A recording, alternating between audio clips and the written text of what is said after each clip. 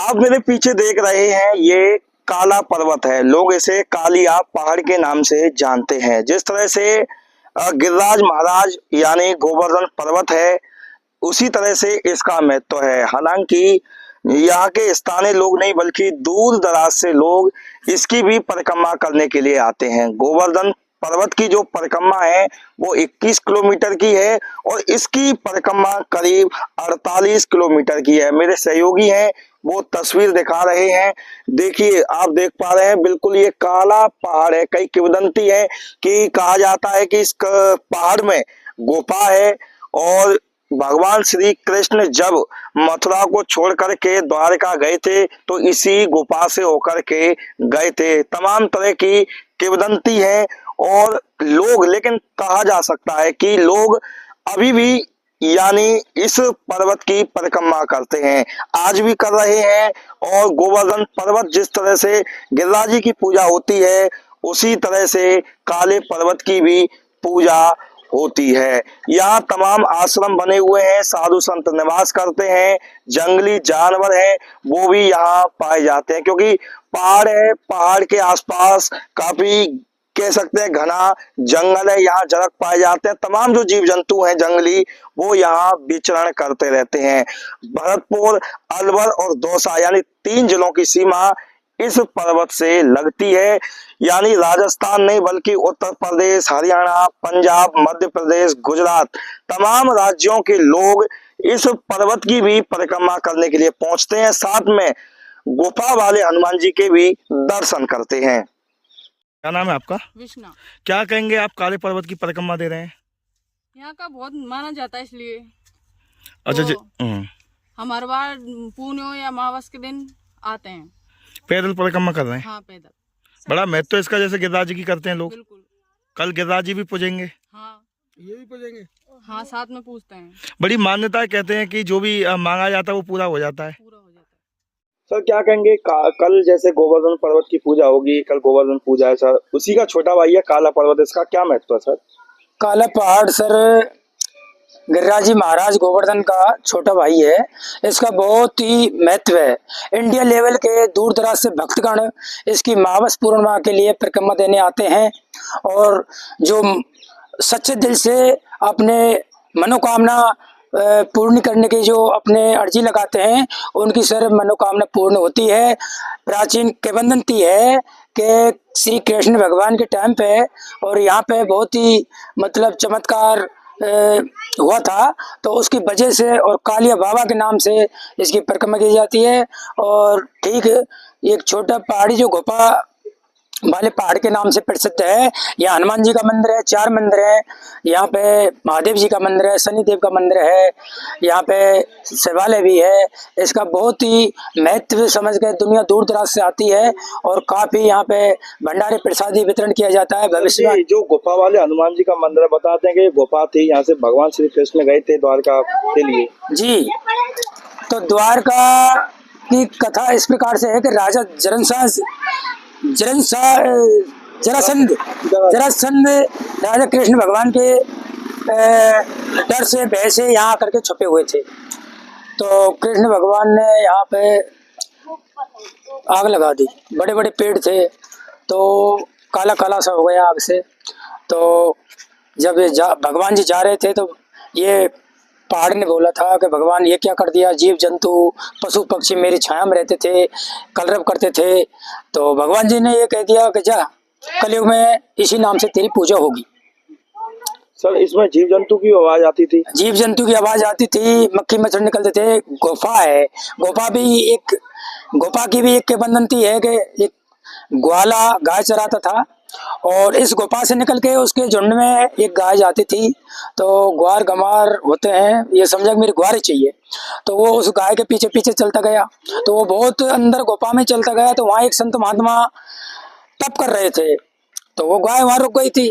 तो वो ग्वाला भी उसके पीछे खड़ा हो गया, गाय के पीछे।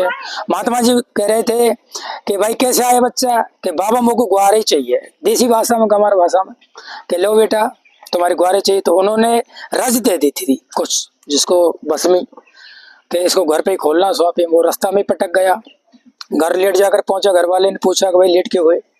तो उन्होंने पूछा था, अरे एक बाबा जी ने ग्वारे का दिए, ये राख दिए, तो वो कंचन बरसा उसके घर में।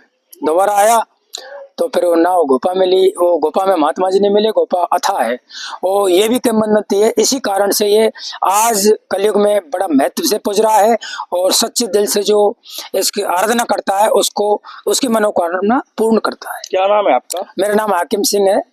कौन से गांव से आप? मैं बवेकर से बिलोंग करता हूँ, प्राइवेट स्कूल चला रहा हूँ। मैं भी मावस पूर्णिमा या घर से भी बाबा के आशीर्वाद से मेरी बहुत कुछ शांति मिली है मुझे। विष्णु जी क्या कहेंगे, बड़ा महत्व है काले पर्वत का, धनेरी गुफा इसके तलहटी में बसी हुई है। भगवान श्री कृष्ण की जन्मभूमि मथुरा, और जो उनकी क्रीड़ा स्थली है उसको ब्रज क्षेत्र कहते हैं, अंचल भी कहते हैं। भगवान श्री कृष्ण ने अनेक लीलाएं खेली, यानी कि इंद्र का घमंड चूर करने के लिए गिरिराज जी को अपनी छुंगली पर उठाया था। इसी तरह से जिस तरह गिरिराज जी महाराज जी की परिक्रमा लगती है कलयुग में, इसी तरह से कालिया महाराज की भी यहाँ परिक्रमा लगती है। तो उसको गिरिराज धरण कहते हैं, तो इसको कालिया चरण कहते हैं। वो भगवान श्री कृष्ण की छुंगली पे आया था और ये भगवान के चरणों में आया था। इसको गिरिराज कालिया चरण भी हम कह सकते हैं। इसकी परिक्रमा मावस पूर्णिमा को तो यहाँ भारी मात्रा में लोग परिक्रमा देने के लिए आते हैं, कई राज्यों से लोग आते हैं। सबसे ज्यादा भरतपुर, धौलपुर, डीग, दौसा, अलवर जिले, क्योंकि तीनों जिले की सीमा में ये परिक्रमा आती है। यानी भगवान श्री राम जब रामेश्वरम पर समुद्र पर जाने, लंका में जाने के लिए पुल बना रहे तो बंदर, भालू, रीछ वगैरह बड़े उत्तराखंड से, हिमाचल से बड़े बड़े पत्थरों को, पहाड़ों को ले लेकर आ रहे थे। तो ये कालिया जो पर्वत था, काला पहाड़, ये भगवान राम की आज्ञा के कहे थे अंगद जी के हाथ में था, और वो गिरिराज जी पर्वत था वो हनुमान जी के हाथ में था। जब वहाँ पुल नल और नील जो इंजीनियर थे भगवान श्री कृष्ण जो पुल को बनवा रहे थे, जब कार्य पूर्ण हो गया तो भगवान श्री कृष्ण ने सबको आदेश दे दिया, यथा स्थिति जहाँ जो पत्थर है, जो पर्वत है, उसको वहीं छोड़ दो। ये दोनों गिरिराज जी और ये कालिया जी दोनों पर्वत बड़े गिरगिराए से, हमको भगवान के दर्शन तो करा दो, भगवान के दर्शन तो करा दो, हमको तुम यहाँ क्यों छोड़ रहे हो अधूरे में, लाए हो तो पूरा करा दो। फिर भगवान श्री राम ने से कहा था, मैं अगले युग में फिर जन्म लूंगा और जन्म लूंगा, तुम दोनों को महत्व दूंगा। तो गिरिराज जी को तो पुजवा दिया भगवान श्री कृष्ण ने, इसको भी कृष्ण ने पुजवा दिया। जब मथुरापुरी को छोड़कर वो द्वारकापुरी जा रहे थे तो कस्बा हलेना पे जो बनखंडी आश्रम है, उस जगह पे तो भगवान श्री कृष्ण, बलराम और उनके जो मंत्रिमंडल में जितने भी लोग थे उनकी मंत्रणा हुई। वहां से मंत्रणा करके चकमा देते हुए जरासंध को इस पर्वत के अंदर आए, इस गुफा के माध्यम से द्वारकाधीश भगवान श्री कृष्ण गए थे। तो जरासंध ने इस पे पर्वत के चारों तरफ आग लगा दी, आग लगा दी, काला हो गया, ऊपर से काले पहाड़ है इसकी। यानी कि एक धनेरी जो गुफा है, इस गुफा की भी कई किदवंतियां हैं। कहते मोचंद्रनाथ है, मोचंद्रनाथ इस गुफा में सो रहा था, भगवान श्री कृष्ण ने कर दिया। यहाँ से जाने के बाद धौलपुर मुचकुंड है, वहां पर उसको मारा था भगवान। तरह तरह की कई लीला है, कई किदवंती में हम ये मेन किदवंती ये है। इसको जो कह सकते हैं कि राजा महाराजाओं ने भी खोज करने की हाँ, जो भरतपुर के जो महाराजा थे विजेंद्र जी महाराज, उन्होंने अपने 50-60 आदमियों को 50-60-100 सवा से पीपों को लेकर, तेल के घी के पीपे लेकर लुक्का लगा के अंदर भेजे, इस गुफा के अंदर प्रवेश कराया। तो 4-5 दिन हो गए, तब गुफा से वो वापस नहीं आए, रस्सी की दौरा रही। तो इसके अंदर बड़े बड़े हिंसक है। आज भी अगर कोई सच्चे मन से यहाँ तप करता है, यहाँ ऐरा गहरा साधु नहीं ठहर सकता, क्योंकि हिंसक जानवर है यहाँ पर। और गुफा के अंदर से आज भी जीव जंतुओं की आवाजें आती हैं, बहन बेटियां आती हैं, आसपास की खूब मन्नतों के लिए मावस पूनों पर परिक्रमा लगती है, और मंगल शनिवार को यहाँ पे भीड़ लगती है। जिस तरह से कल गोवर्धन महाराज है, कल गिरिराज जी का पर्व है, गोवर्धन महाराज आज, यानी जिस तरह गिरिराज जी की पूजा होगी तो कल यहाँ पर भी भयंकर पूजा होगी। वो बड़ा भाई है, ये छोटा भाई है। क्या नाम है आपका? मेरा नाम विष्णु मित्तल है। मैं फिलहाल मौजूद हूँ धनेरी गुफा में। आप देख पा रहे हैं मेरे सहयोगी हैं, वो तस्वीर दिखा रहे हैं। देखिए ये धनेरी गुफा है और ये काले पहाड़ में स्थित है। धनेरी गुफा के कई रहस्य बताए जाते हैं। कहा जाता है कि भगवान श्री कृष्ण जब मथुरा से द्वारकापुरी के लिए गए थे तो इसी मार्ग से होकर के गए थे, इसी गुफा से होकर के गए थे। लेकिन बताया जाता है कि ये जो गुफा थी और गुफा के अंदर हिंसक जानवर भी रहते थे। ये मार्ग था, बताते हैं कि यहाँ से सीधे ये द्वारकापुरी के लिए जाता था। लेकिन राजा महाराजाओं ने भी इस गुफा के अंदर खोज की, लेकिन बताते हैं कि जो सैनिक खोज करने के लिए गए थे, आधे सैनिक बाहर आ गए थे और आधे सैनिक हैं वो अंदर ही रह गए थे। और उसके बाद में आज तक इस गुफा के अंदर का क्या रहस्य है कोई नहीं जान पाया है। लेकिन यहाँ हिंसक जानवरों की आवाज आती थी तो ग्रामीणों ने इसका जो मुंह है वो बंद कर दिया है। आप देख पा रहे हैं ये गुफा का मुंह था जिसे बंद कर दिया गया है। यहाँ हनुमान जी की जो प्रतिमा है वो स्थापित कर दी गई है और लोग यानी इसे धनेरी गुफा वाले हनुमान जी के नाम से जानते हैं। बड़ी दूर दराज से लोग हैं वो दर्शन करने के लिए आते हैं। मेरे सहयोगी तस्वीर दिखा रहे हैं। हम काले पर्वत की तलहटी में मौजूद हैं और ये गुफा का शुरुआती हिस्सा है जिसे बंद कर दिया गया है, लेकिन यहाँ हनुमान जी की प्रतिमा स्थापित कर दी गई और बड़ी दूर दूर से जो भक्त है वो मंगलवार और शनिवार को दर्शन करने के लिए यहाँ पहुंचते हैं। कुछ मेरे साथ में लोग हैं, आइए उनसे बात कर लेते हैं। हमारा नाम अशोक कुमार शर्मा है। कहाँ से हैं सर आप? पथेना से। क्या कहेंगे सर, धनेरी गुफा वाले हनुमान जी की बड़ा महत्व है, क्या विशेषता है? ये धनेरी गुफा वाले हनुमान जी की ये विशेषता है कि भगवान पुराने जमाने में कहते थे कि भगवान कृष्ण ने जो जरासंध मारा था वो इस गुफा में दबका, लेकिन वो यहाँ से निकल कर वो धौलपुर की तरफ गया जो उसको वहाँ मारा गया।